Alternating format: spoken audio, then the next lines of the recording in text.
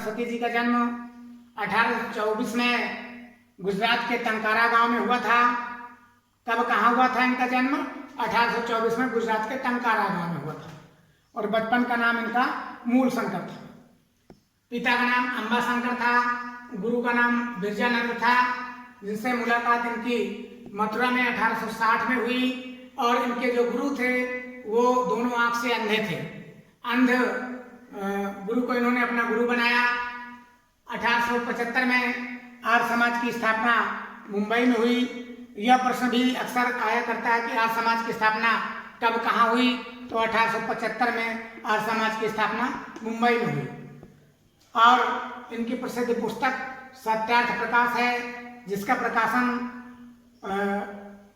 1874 में हुआ था। इसका प्रकाशन 1874 में हुआ था सत्यार्थ प्रकाश का।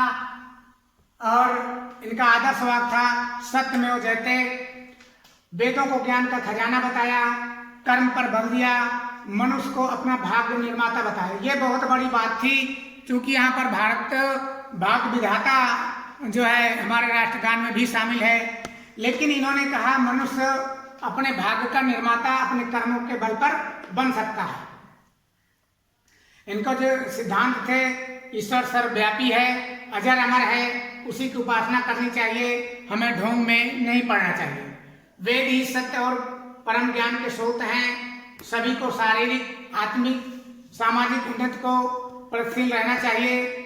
कार्य जो उन्होंने किया, समाज में मूर्ति पूजा व पाखंड का विरोध किया, छुआछूत जाति प्रथा का विरोध किया, स्त्री शिक्षा पर बल दिया और बराबरी की बात इन्होंने कही।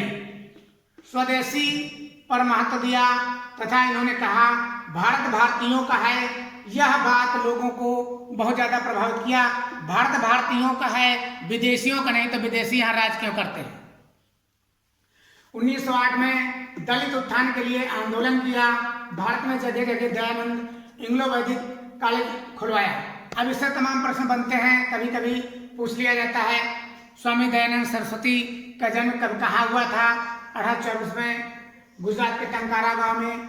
आर्य समाज की स्थापना कब कहाँ हुई? 1875 में मुंबई में। इनके गुरु का क्या नाम था? बिरजानंद था। सत्यार्थ प्रकाश को किसने लिखा? कब प्रकाशित हुई? तो सत्यार्थ प्रकाश स्वामी दयानंद सरस्वती की प्रसिद्ध पुस्तक है, जिसका प्रकाशन 1874 में हुआ। और इस पुस्तक के माध्यम से इन्होंने विभिन्न धर्मों में फैली हुई बुराई और उसकी अच्छाइयों को प्रकाशित किया है। उस समय काफी पुस्तक का कुछ धर्मावलंबियों ने विरोध भी किया, जलाया भी, लेकिन फिर भी सत्यार्थ प्रकाश को आर्य समाज को मानने वाले आज भी पूरे विश्व में बहुत हैं। इनके आदर्श वाक्य सत्यमेव जयते था। इस प्रकार इनसे संबंधित तमाम प्रश्न आते रहते हैं। कभी कभी आ जाता है 1908 में दलित उत्थान के आंदोलन किसने किया था?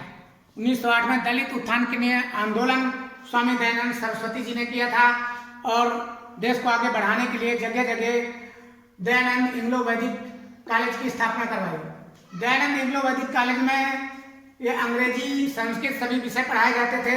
इनका मानना था कि हम अंग्रेजों से तभी हमारा देश लड़ पाएगा जब अंग्रेजी शिक्षा ग्रहण करके और अपनी भी शिक्षा को ग्रहण करके एक दूसरे के विचारों से अवगत होंगे। तो ये स्वामी दयानंद सरस्वती के बारे में आपको बताया गया। अगली कड़ी में हम स्वामी विवेकानंद के बारे में बताना चाहेंगे। इनका जन्म 12 जनवरी 1863 को कोलकाता में हुआ था। और इनके माता का नाम भुवनेश्वरी देवी था, पिता का नाम विश्वनाथ दत्त था। ये कायस्थ परिवार में जन्मे थे। बचपन का नाम इनके नरेंद्र था और गुरु का नाम था रामकृष्ण परमहंस, जिनसे मुलाकात 1881 में हुई। रामकृष्ण परमहंस से मुलाकात कब हुई? 1881 में हुई। और 1893 ईस्वी को शिकागो में विश्व धर्म सम्मेलन में विवेकानंद जी ने भाग लिया और हिंदू धर्म की छाप पूरे विश्व में इन्होंने व्यक्त कर दिया। 1897 ईस्वी में रामकृष्ण मिशन की स्थापना बेल्लूर में किया। और बेल्लूर आप देख सकते हैं पश्चिम बंगाल में, यहाँ पर बेल्लूर का मठ है जहाँ पर रामकृष्ण परमहंस रहा करते थे। और यहीं पर जो है बाद में रामकृष्ण मिशन की जो है स्थापना हुई 1897 में। मिशन के माध्यम से विवेकानंद जी ने बहुत से कार्य किए, जैसे बाढ़, अकाल, महामारी जब आती थी तो उसमें राहत का कार्य भी करते थे। स्कूल और अस्पताल भी तमाम खुलवाए। जनता की दशा सुधारने पर भी इन्होंने काफी कार्य किया।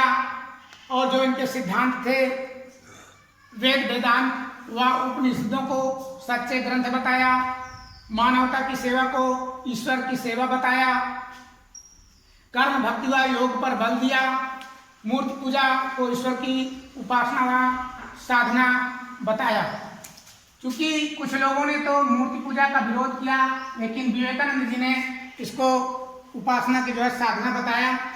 और बहुत से महान कार्य उन्होंने किया। इनके जन्म दिवस को युवा दिवस के रूप में मनाया जाता है। कभी कभी प्रश्न आ जाता है कि युवा दिवस किसके जन्म दिवस के रूप में मनाया जाता है, तो स्वामी विवेकानंद के जन्म दिवस को युवा दिवस के रूप में प्रतिवर्ष 12 जनवरी को मनाया जाता है। इन्होंने युवकों को बहुत ज्यादा संगठित किया और अपने वाणी से पूरे विश्व में हिंदू धर्म का प्रचार प्रसार किया। अब देखिए,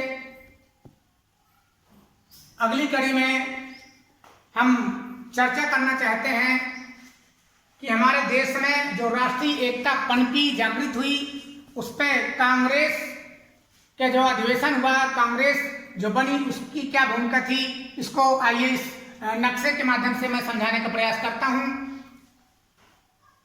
कांग्रेस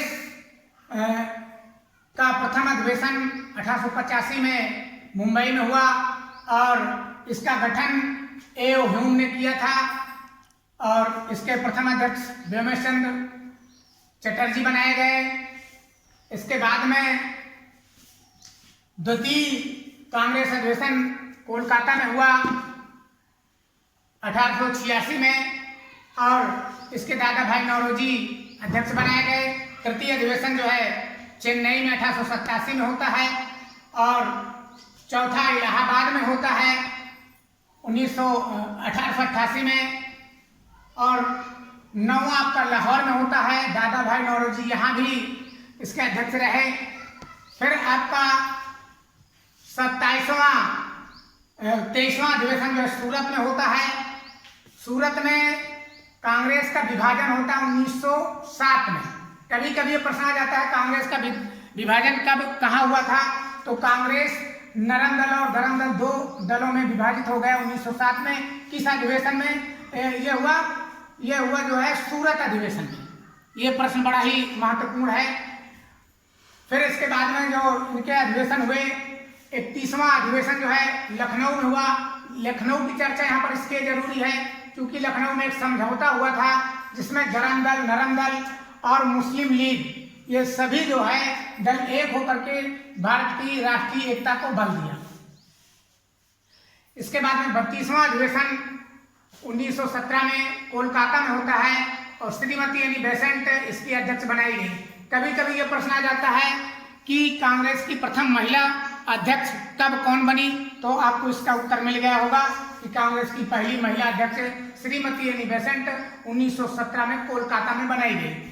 इस प्रकार से कांग्रेस के अधिवेशन कब कहाँ हुए, कब कांग्रेस का गठन हुआ, कब जो है कांग्रेस में फूट पड़ी, 1907 में फूट पड़ी। उसके बाद कब फिर एक हुए, तो लखनऊ में जो लखनऊ समझौता के नाम से जाना जाता है 1916 में 31वां अधिवेशन हुआ।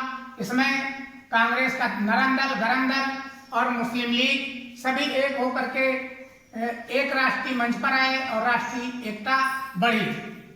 इसकी अगली चर्चा हम अगले पार्ट पर करेंगे। ज्योतिबा फुले जी का क्या योगदान था, सर सैयद अहमद खान जी ने क्या किया देश की एकता के लिए, श्रीमती एनी बेसेंट का क्या योगदान था, और महत्वपूर्ण तथ्यों की जानकारी शेष अगले पार्ट पर।